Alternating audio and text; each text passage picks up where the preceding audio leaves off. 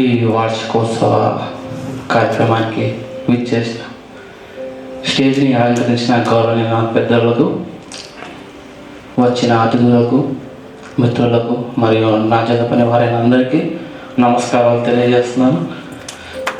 ఈ 11 సంవత్సరాల ప్రయాణం గురించి పెద్దలు చెప్పారు. ఆ 11 సంవత్సరాలు వాళ్ళు ఎదుర్కొన్న ఒడిదుడుకులు, ఇబ్బందులు, వాళ్ళు సాధించిన విజయాల గురించి వాళ్ళు చెప్పున్నారు. ఈ 11 సంవత్సరాలలో ఈ జర్నీలో నేను 6 నెలలు ప్రయాణం చేశాను వీరితో. ప్రయాణంలో ఈ 6 నెలలు 11 సంవత్సరాల ప్రయాణంలో నన్ను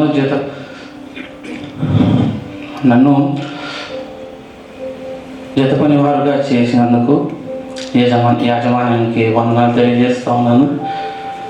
ఎక్కువ మాట్లాడను, 1 నిమిషం కన్నా ఎక్కువ మాట్లాడను. కంపెనీ స్థాపించేటప్పుడు జయకర్ సార్ గారు, సన్నేశ్వరరావు గారు వాళ్ళు స్థాపించారు. సో వారిని బట్టి ఒక ఎగ్జాంపుల్ ఒక చెప్తూ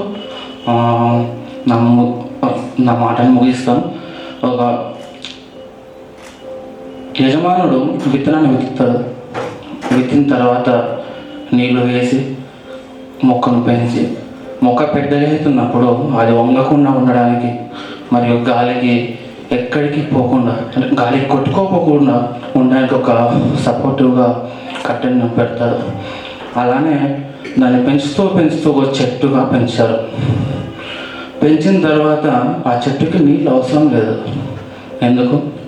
దాని వేర్లు ఆల్రెడీ లోపలికి వెళ్ళి ఉంటాయి. ఆ వేర్లే నీళ్ళలోని నీటికి వెతుక్కుంటూ పెరుగుతూ, ఆ నీటిని వెతుక్కుంటూ చెట్టుకి ఆయుష్నిస్తుంది.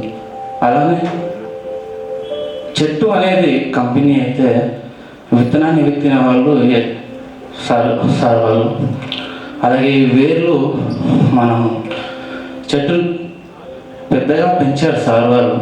కానీ ఆ చెట్టుని బతికించాలంటే ఆ వేర్లు ఇంకా లోపలికి వెళ్తే, ఆ వేర్లకి నీళ్ళు వస్తేనే ఆ చెట్టు పెరుగుతుంది. సో మనము కంపెనీ స్థాపించి పెట్టారు సార్ వాళ్ళు.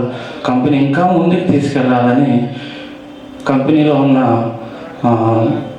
ఎంప్లాయీస్ అందరం ఆ చెట్టులో వేరు ఎలా అయితే నీటి కోసం వెతుకుతూ ఆ నీళ్ళని అందించుకొని చెట్టుకి ప్రాణాన్ని ఇస్తుందో, అలానే మనము కూడా ఇప్పుడు మనం ఆ కంపెనీ కోసం మనం పనిచేస్తూ కంపెనీ ఇంకెన్నో దశాబ్దాల వార్షికోత్సవాలు చేసుకోవాలని కోరుతూ నా మాటలను ఓపికగా విన్న మీరందరికీ కృతజ్ఞతలు తెలియజేస్తూ అందరికీ వందనాలు. Thank you.